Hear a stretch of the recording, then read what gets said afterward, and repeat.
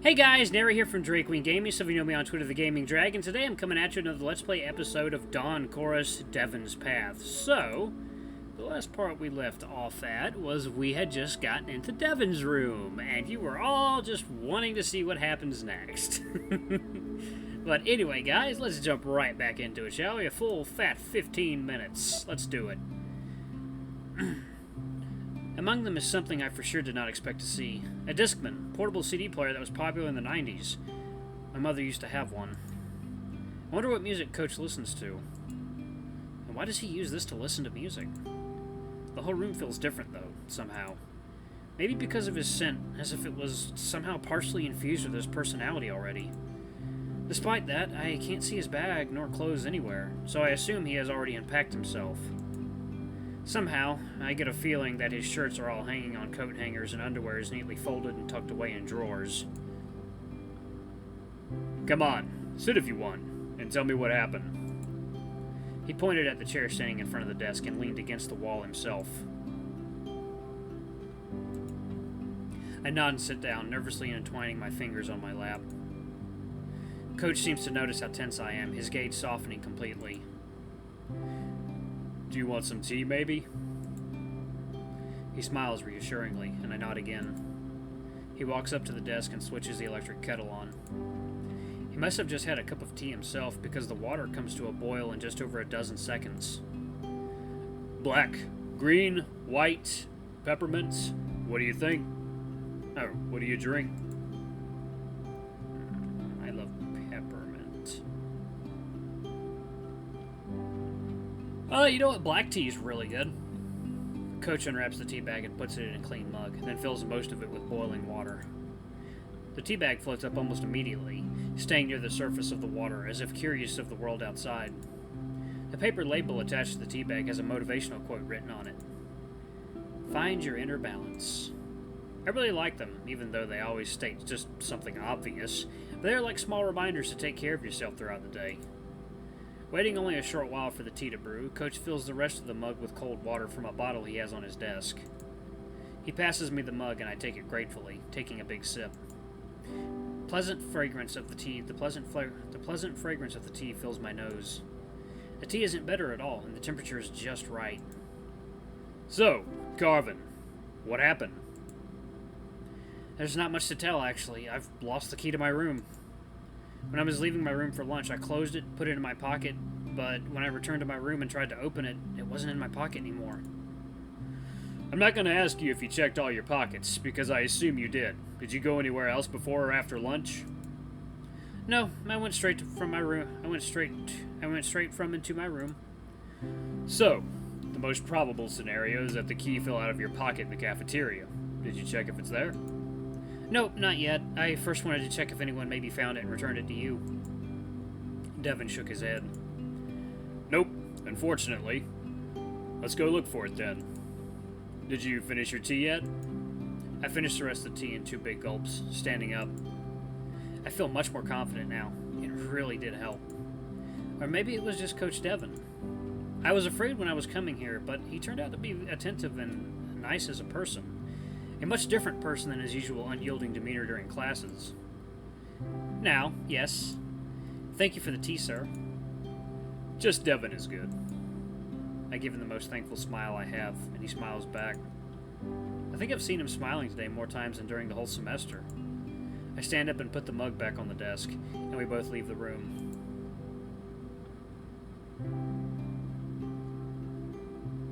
Some students pass us by on our way to the cafeteria, giving us occasional puzzled looks, but as we arrive there, it's already completely empty.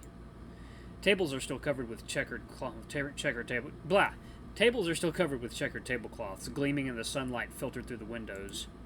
Looks like the sun came out from behind the clouds for a moment.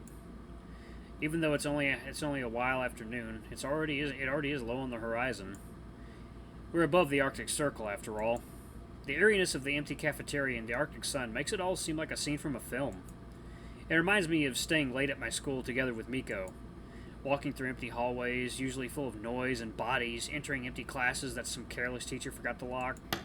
The sound of the door closing behind me snaps me out of my daze. Meanwhile, Devon is already standing in the middle of the room, looking around. Which table was ours? Which table was ours? This one, I think. This place certainly looks different now. Yes, I'm sure it was this one. We both scan the floor looking for the key. Devon then goes to look around the plants, as someone could kick the keys there unknowingly. But we don't see it anywhere. Maybe someone found it in the meanwhile and didn't return it to me, but to the janitor. The only option I see is now to go there and ask. Even if the key is not there, that's the only thing left we can do. I only nod silently. Meanwhile, Devon is already walking out the cafeteria. Come on, let's go. I exit the cafeteria after Devon, and for a while we walk in silence, until he suddenly asks, So, Carvin, how are you doing? That's a very sudden question, and a really broad one, too. How am I doing? I'm not sure myself. Could be better. For example, I could have a key to my room right now. Good, thank you. I know things could be better, but don't worry, everything will be fine. How do you like it at the university? Please, remind me, you're studying biology? Cognitive science, actually. It's related, but also fairly different. And about the university, I really like it there. I feel like I'm finally studying something substantial, unlike in high school, and we're treated like adults. Isn't it hard, being so far from home? Not quite. No, quite the contrary. I couldn't wait to move out of my home, out of my country. To see something new, try something different. Glad to hear that. You'll do well, Carvin. He gives me a pat on the back, this time a literal one. We've just reached the front desk. Suddenly I notice that I feel much better than just moments before. Talking with Devon really helped me to take my mind off my current situation. I'm glad I'm here with him. I tap my paw pads on the counter nervously. The closer we are to talking to someone from the staff, the more nervous I get. Ooh, excuse me. I'm glad I have Devon with me, though. I feel much more confident having a teacher by my side. I still don't know much about him. I know that he's not from Norway and moved here not long ago, but that's it. Now that I think about it, it was only him who was asking me questions this whole time. Wouldn't it be rude for me to ask a teacher about his private life, though? That is a very good question. I'll save it right there.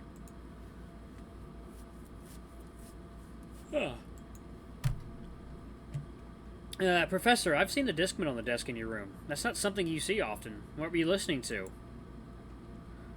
Ah, yes. It's an old technology, but it has belonged to me since I was a kid. I was listening to American Pawball. It's a band from the 90s. I'd be surprised if you knew them.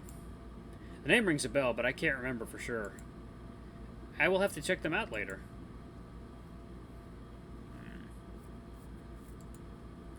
I've seen you talking with Rune during lunch. Are you his coach too? He attends my classes at the university, but of course he has a different coach at the team he plays with.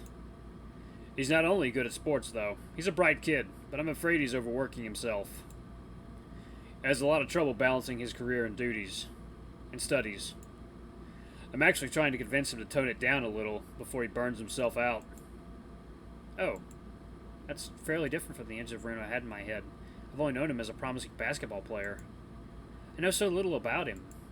Before I have a chance to reply, the janitor emerges from the utility room.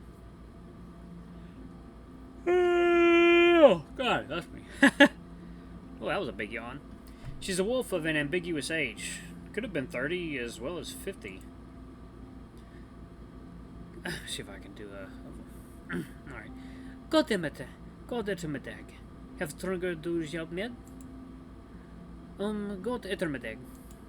I lost the key to my room. I went to look for it around the guest house, but I couldn't find it anywhere. Did anyone find it and returned it here? The janitor smiles at me reassuringly, completely in face, and I start to suspect that I'm not the first one to lose the key to the room in this guest house. No, not yet, unfortunately. Did you leave the guest house after you got the key? No, I didn't. So it still has to be somewhere in the guest house. I would keep my eyes open. Let's not assume it's gone. Your name and room number, please. Carvin, room number 17. The janitor opens some ledger, searching for something. The room is a single one, so we don't have a second key for it. I'll call the office to get the spare key, so you will be able to access your room in the meantime. She takes an old flip phone out of her pocket and dials the number. Someone on the other side of the line picks it up quickly, and a muffled voice escapes from the small speaker. The janitor puts the phone to her ear and starts to explain the situation, and I switch my attention from her to Devon. He's standing next to me, leaning against the wall and looking out the window. He has helped me a lot today, even though I often skipped the classes and had little respect for him. I feel guilty now. I will be a good student from now on, I promise. He turns his head in my direction. For a moment, our eyes meet. He quickly averts his gaze, though. Blockert, have I mirado? Blocked. I switch my attention back to the janitor, sensing troubles. She speaks with an urgent tone, too fast for me to understand her besides some single words. She ended the conversation with a simple "Hadet" and put the phone down with a sigh. It looks like nobody from the office will be able to make it here today. We weren't prepared for the snow to start falling so early this year, and in such amounts. They said that they will come tomorrow morning. In the meantime, I will have a look for your key. For today, you will have to move to another room. We don't have any single rooms left, unfortunately, but I can show you which rooms have a bed still available. We have a lot more double rooms than single ones, so most of the students got a room with a second bed. But maybe one of your friends still has a free bed in their room? You could ask them, but if none will have one, then come back here and I can find you something. She gives me an apologetic smile and points to a small basket on the counter filled with sweets. Maybe you want some? I shake my head, looking down at my paws. I don't really know what to say. It's a very sudden turn of events. I have so many questions that I don't even know which I should ask first. Swallowing saliva, I finally decide on one that concerns me the most right now. All my stuff is already in my room. I won't be able to retrieve anything from there until tomorrow. Oh, you're right. Wait a moment. She walks off to the utility room and returns after a short while, carrying something in her paw. Here's a bathroom kit for you. We always keep a spare few for those who forgot to bring their toothbrushes or soap with them. She passes me the kit, all packed inside a cloth pouch. We're really sorry about this. Can I do anything else for you now? I shake my head. If you will have any questions or problems, please come back to me and we will try to sort it out.